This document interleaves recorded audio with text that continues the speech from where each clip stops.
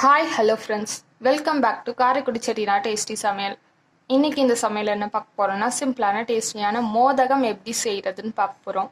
வாங்க வீடியோக்குள்ள போகலாம். ஒரு டம்ளர் பச்சரிசி எடுத்து வச்சிருக்கோம். இதுல தண்ணி ஊற்றி 20 நிமிஷம் ஊற வச்சுக்கோங்க. பச்சரிசி எடுத்த டம்ளர்லேயே அரை டம்ளர் பாசிப்பருப்பு எடுத்துக்கோங்க. அடுப்பு ஆன் பண்ணி வச்சு சட்டி வச்சு சிம்ல வச்சு இதை வறுத்துக்கோங்க. எடுத்து வச்சு அரை டம்ளர் பாசிப்பருப்பை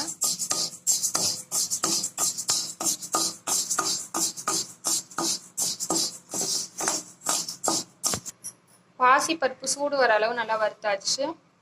இதை நல்லா ஆற வச்சுக்கோங்க. அரிசி பருப்பு எடுத்த அளவு வெல்லமும் எடுத்துக்கோங்க, 1.5 டம்ளர். அடுப்பு ஆன் பண்ணி சட்டி வச்சு இதோட அரை டம்ளர் தண்ணி சேர்த்துக்கோங்க. இதை நல்லா பாகு பதத்துக்கு கரைச்சிக்கோங்க. வெல்லம் நல்லா கரைஞ்சிருச்சு. அடுப்பு ஆஃப் பண்ணி இதை நல்லா ஆற வச்சுக்கோங்க. ஊற வச்ச பச்சரிசியை ஒரு துணி போட்டு ஈரப்பதம் போற அளவு காய வச்சு எடுத்து வச்சுக்கோங்க. காய வச்ச அரிசியை மிக்சியில மாத்தியாச்சு. இப்ப வறுத்த பாசிப்பருப்பையும் இதில் சேர்த்துக்கோங்க.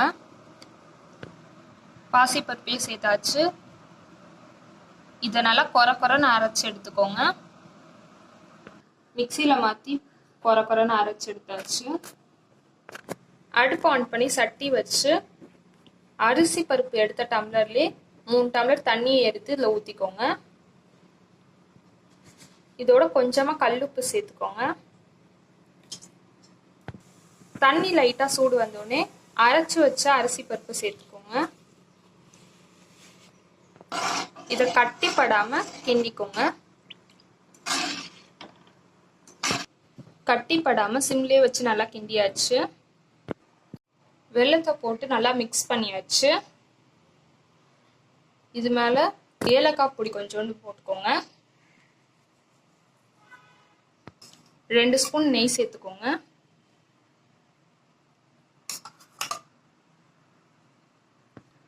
இதை லோ ஃப்ளேம்ல வச்சு நல்லா மிக்ஸ் பண்ணிக்கோங்க. இதை நல்லா மிக்ஸ் பண்ண உடனே இதுல தேங்காய் பூ சேர்த்துக்கோங்க.